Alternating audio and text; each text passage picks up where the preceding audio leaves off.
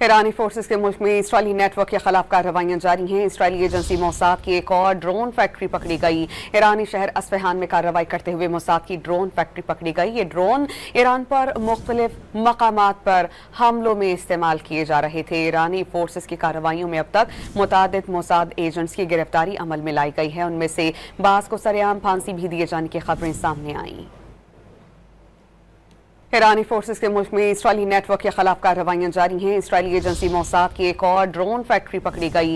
ईरानी शहर अस्फहान में कार्रवाई करते हुए मोसाद की ड्रोन फैक्ट्री पकड़ी गई। ये ड्रोन ईरान पर मुख्तलिफ मकामात पर हमलों में इस्तेमाल किए जा रहे थे। ईरानी फोर्सेस की कार्रवाइयों में अब तक मुतादिद मोसाद एजेंट्स की गिरफ्तारी अमल में लाई गई है। उनमें से बाज़ को सरेआम फांसी भी दिए जाने की खबरें सामने आईं। ईरानी फोर्सेस के मुल्क में इसराइली नेटवर्क के खिलाफ कार्रवाइयां जारी हैं। इसराइली एजेंसी मोसाद की एक और ड्रोन फैक्ट्री पकड़ी गई।